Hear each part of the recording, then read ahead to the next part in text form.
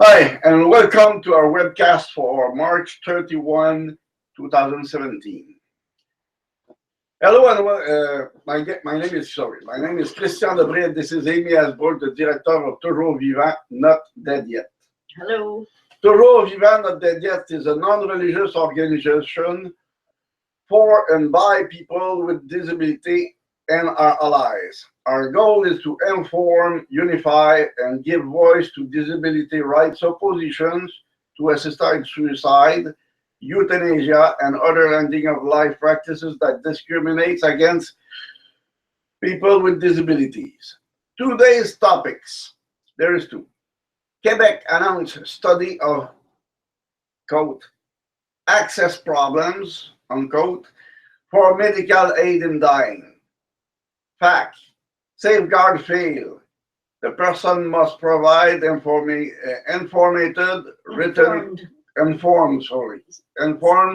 written consent. So Amy will talk about it. Okay, our first item is Quebec announces study of access problems for medical aid in dying. And just by that, we know already that there have been other problems that have happened. We know of 3 people who were not eligible for medical aid in dying, who were nonetheless euthanized. Who will not be discussed at all. Right, that's not going to be discussed. The only problem they're talking about is when people don't get euthanasia. They just put away all opposition as it not existed. We are there, okay? And this is the tactics that Nazi used in the beginning, let's say the 30s years, okay? I don't tell that Mr. Couillard and his government are Nazi. That's not what I tell. But the process look alike, okay? You just remove all the oppositions, and when you put it in front, it's look like everybody agree and everything is nice. Right. That's not the way it is. Right. They always say that there's a consensus for assisted suicide and euthanasia, but that consensus isn't real, it's constructed. Yes. Okay. Following 2 high-profile cases and the publication of 2016 statistics for Quebec's euthanasia program, the Minister of Health and Social Services, Gaëtan Barrette, announced a study process to potentially expand access to euthanasia and assisted suicide. Monsieur Barrette is responding to the killing of Jocelyne Lissot by her husband after she was deemed ineligible for euthanasia because of Alzheimer's disease, and the case of Jean Beau, who starved himself in order to qualify for the program. According to an article in the newspaper Le Devoir, 250 requests for euthanasia, or 37%, were, quote, not completed, unquote, in 2016. Yeah, but it's treated like a good. You know, you have a demand for a good, so you try to fulfill it. Right. That's not a demand. It's supposed to be a need for, be a need for very, very, very few people. Right. That's what they say. Right, and it's understandable that many of the requests will be denied because the people are not eligible. And they're acting like every request should be granted, but that's not correct. It shouldn't be. It should be the opposite. Most demands should be rejected, and some, in extreme case, should be carried on. That's not the way it is right now. Right. They use it like, okay, that's the way to do. Kill people, kill people, kill people, kill people. Right. Easy. Okay, Right. That's easy, right? Right. Minister Barrette said the first step will be for the Commission on End-of-Life Care to examine the requests which were not carried out with an eye toward broadening the program to facilitate euthanasia in other cases. In similar cases, I'm sorry. So the commission already is overburdened with the cases they're trying to investigate to make sure that no safeguards are being breached. And they're already far behind. As of 9 months into the program, they were they had only done about half of the cases. And then in the last 3 months, there were 200 more euthanasias that were performed. So the commission is already way behind. And now he wants to shift the focus of the commission from making sure that safeguards are adhered to looking for situations where people should have had euthanasia but didn't get it.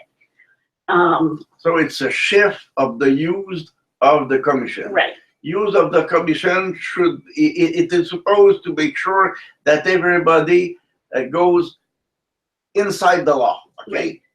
But right now they will say, okay, expand the law so everybody will be inside the law. Right. Okay, so at traffic, just rise the speed up to that nobody will reach the maximum speed, so you will Right. never have another speed overspeeding. Right. Okay, that's the way they think. Hey, no, that's not the way the life is. Right, exactly. So the second step will be to designate an expert panel to examine the possibility of allowing advanced directives for medical aid in dying. This is not currently permitted under Quebec statute, though an expert panel recommended in 2013 that the practice be allowed. So that 2013 panel were people who were all in favor of assisted suicide, but after they made that recommendation, there were a lot of groups that came forward during the testimony before the National Assembly to say, no, this is a bad idea, because oftentimes people, before they have dementia or other or Alzheimer's disease, say, I would rather die than be like that, but then they change their minds once they become ill. And you have to realize most people who have Alzheimer, most, not all, okay, Many. Are very happy. Right. Okay, they have changed. For people who are outside, this is not anymore their father or their mother. Right. It's another person. Their father or their mother already been disappearing. Right. Okay, but for the people who is inside, who live it, they are very happy. Right. Most of them. Most of them, not all. Not We agree. Okay, why kill him? Why kill those people? Right. They are happy. Right, exactly, exactly. The final step, according to Monsieur Barrette, will be an inquiry to the courts to settle the differences between the federal and provincial laws, especially on the requirement that the person's death be, quote, reasonably foreseeable, unquote. Not only must reasonably foreseeable be clearly defined, it must also be reconciled with Quebec's requirement that the person be at the end of life in order to qualify for euthanasia. So, go ahead. I wish to see one people who ask for assisted suicide instead of euthanasia in Quebec. Right. They will be caught in something very interesting fight. Right, right, exactly. Because right now, Quebec only allows euthanasia, but the federal law allows assisted suicide or euthanasia. And we live in a federation. Right, and most people, even in the federal system, have euthanasia. They accept euthanasia rather than assisted suicide. But, you know, what if somebody in Quebec wants assisted suicide?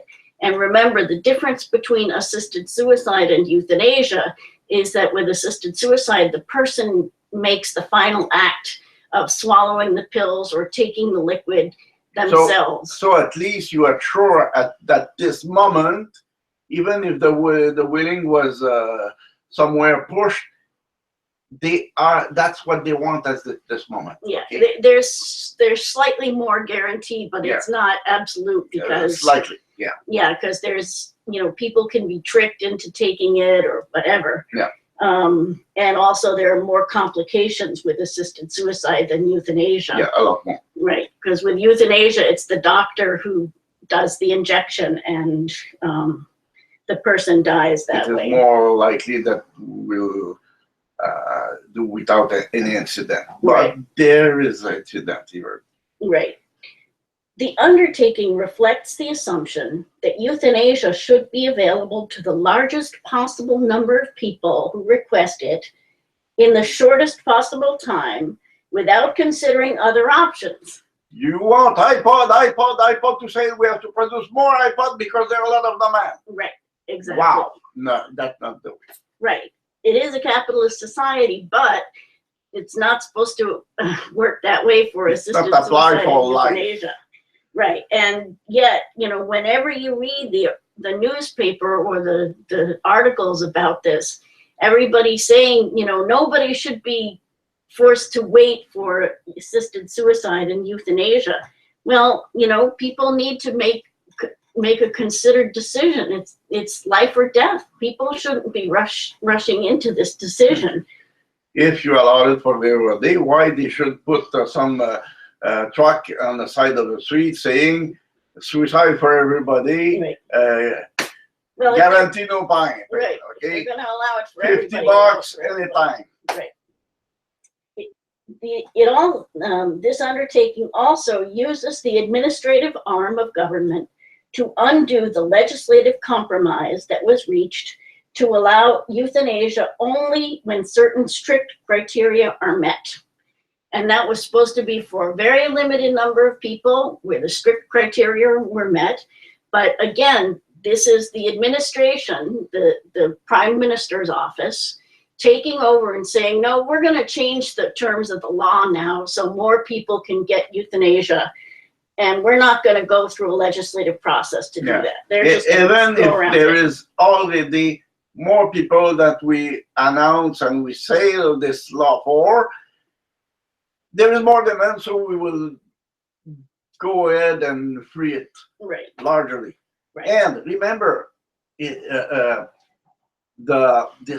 thing is just a notch in the law of killing, murdering. It's a small exception to the law of murder. Okay, and this exception, if you are just outside of that, you are in the in penalty. You should be jailed and go to a trial to murdering. Right. Okay.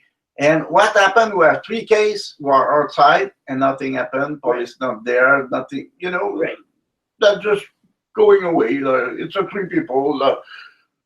Don't look at them. Right. They weren't eligible, but it doesn't matter because Right. these other people wanted it and they didn't get it. So that's more important. Like the death is a right, and those people, even if they are just a little bit outside, it is a right. So don't look at it. Right. No, it is not a right. It's an exception in the law. Right. It's an exception to the law of murder. And it's a protection not for the individual, but for the doctors. Yeah. Right. And this is all not surprising, however, since many supporters of euthanasia stated openly when it was being legislated that they would be pushing for expansion once the law was in effect. And we heard that a lot at the hearings, that people were saying, well, once the law is in effect, we can blah, blah, blah. You know, we can push it further. And this is just the result that we expected, that they would be pushing it further, but it's a little surprising that it's happening quite so soon. Now, Minister Barrett said that it would take some time, and, you know, if they do these 3 steps, it will take some time, but I think that people can look forward to advance directives being used to euthanize people with dementia and other expansions, and that's not a good thing. Okay, our second topic is the frequently asked questions section, and it's about how safeguards fail. And one of the safeguards is that the person must provide informed written consent. And here are the ways that it fails. Information about diagnosis, prognosis, and treatment options given by doctors is often incorrect. We all know someone who has beaten the odds. A lot of people. Who has outlived a prognosis. Your brother has. Yeah, my brother was received his last right in order to the doctor 17 times within 3 years, something like they that. They thought he was going to die. Yeah, he was going to die right away. Next day, you know, and he's still living more than 50 years after. Yeah. So there are probably as many exceptions as there are people who die within the time diagnosed by the doctors. And so my friend Bertrand, Bertrand supposed to be, he's dead now recently, but he was supposed to be dead 5 years ago. And each time he had a heart stroke, heart attack, yeah. Heart attack, he goes to the hospital after 2, 3, 5, 10 days of unconscious, and go back and have a nice year after. Yeah. And he do that for many years. Yeah, yeah. Okay, so also providing information about alternatives to assisted suicide or euthanasia, such as palliative care, is not the same as making sure the person gets the necessary services to make those options a reality. So the person's supposed to give informed consent, and they're supposed to be informed about those options. But what good is information if the person can't use those options? What good is the information if only 30% of people have access to palliative care? There are almost no use. And even if they are informed, sometimes they never been informed. Right. Well, that's another issue that we'll get to. But, you know, if people are being stressed by lack of palliative care or the lack of home care, and that is forcing them to ask for assisted suicide, then they should not just be informed of the option of palliative care, they should receive palliative care. Yeah. But there's no guarantee that people will receive that care. And the pressure is, if you have the choice between an impossible life and death, sometime and many times you will choose death. But if you have a reasonable life, there's no need to kill yourself. Right. Okay, also, laws don't require doctors to tell the person about home care or help with activities of daily living or home modifications for accessibility. Few doctors even know or even think about these elements of life outside the hospital. Doctors are about taking care of sick people. They see people as objects of medical care. They don't think of their lives outside the hospital. There is even school who said that go as far as possible from your patient because it could influence your diagnosis. Right. Hey, you just look at some sick things and you don't, this is not a human thing over there. Right. How you could take care of those human things, like to be lonely, right. The loneliness of the people. Right. You doesn't have even an idea about this thing, right. Of your patient. So if doctors are not informing people about options for living in their own homes or home modifications for accessibility, they're not informed. They aren't giving informed consent, and that's why that safeguard fails. Okay. Information is rarely made available in accessible formats for people with sensory impairments. Family members or friends who interpret for a person are often unqualified and biased. Doctors' hurried and technical explanations cannot be understood by many people with intellectual disabilities or who are under heavy sedation. So when the doctor is trying to inform somebody, first of all, they're giving out materials that aren't usable for people who are blind.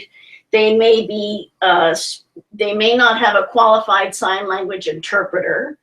The last time when I was in the hospital, I received very heavy medication. And when the doctor came to see me, I say yes, yes, yes to anything, and I doesn't understand.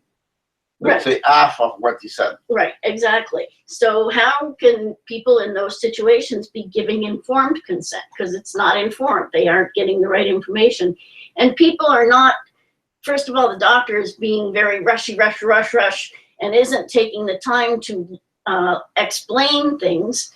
And people aren't encouraged to ask questions. The doctor will say, do you have any questions? Yes, yes, yes. Yes, I understand. Yes, I understand everything. Right. He says, do you have any questions, but doesn't want to hear any questions. Yeah. He says, do you understand? And the person will say yes, because the person doesn't want to seem like a dummy and not understand. But and sometimes you just doesn't want to see anybody. Right. You are suffering, or you're one kind, or you're living by medication and doing okay.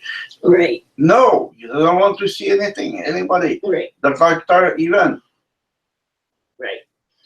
Okay. No laws require that the person asking to die talk to a person living happily with that disability, nor is this a widespread practice. So again, you can't be informed if you don't know both sides of the question. If all you hear about is that disability is a tragedy and your life is over and blah, blah, blah. Which is not true. That Most you're people, not getting all the information. a lot of people are living happily with disability. Right. You have two here who doing that, and we know many more, okay? And there is a lot, many more. Right. That's, it's called hope. When you say to somebody, your life is not over, see, I have a nice life, I'm doing well, and everything is normal and reasonably good, okay? Yeah. And suddenly you have hope. I could do the same. Right. Why dying? Right, Okay. exactly. So again, this is the question of whether somebody's giving informed consent. Well, no, they're not, because they don't have all the information. And finally, third parties are allowed to fill out the form. So this is the idea of written consent. Requesting assisted suicide or euthanasia for those who cannot write. Many laws do not prohibit those third parties from being heirs or otherwise interested.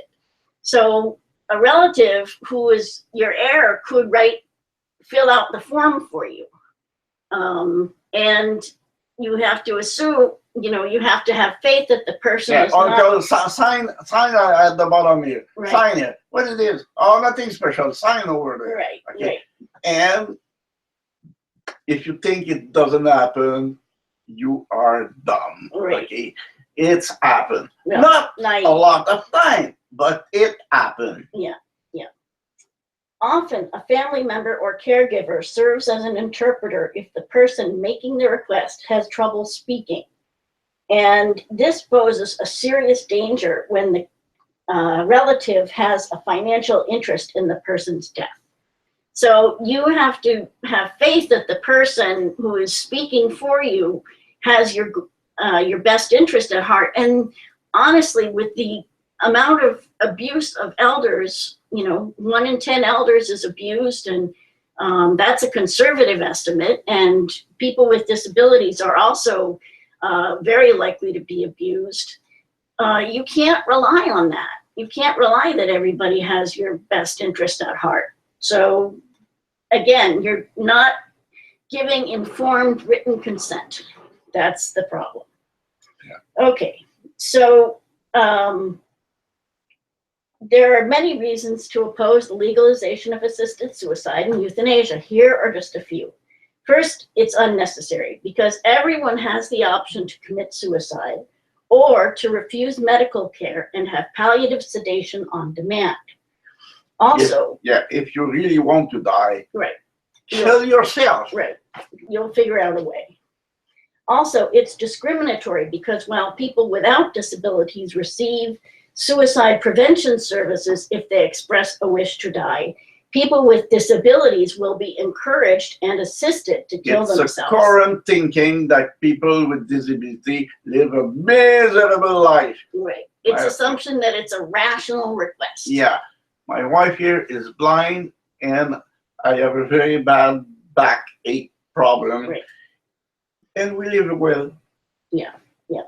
Also, the choice to die cannot be free as long as people with disabilities don't have the choice in where and how to live. And because of discrimination and institutional discrimination in our society, people don't have the choice. People are often forced to live in nursing homes when they don't want to, and that's... It's not that nursing homes are bad, but it's not for everybody. Right. Like army. So a lot of people are happy in the army. But most people say, no, army is not for me. Right, okay. And finally, safeguards don't work because where the practices are legal, safeguards do not prevent people with disabilities from being wrongly killed. And that's true everywhere. Okay, for more information about the subjects that we talk about here, you can go to our Facebook page at facebook.com/toujours vivant not dead yet. Visit our website at tvndy.ca. You can send us an email at info@tv-ndy.ca, or you can follow us on Twitter @TVNDY. Thanks for being with us, and thanks to Christian for helping out. Thank you. And please join us again next time. Bye. Bye.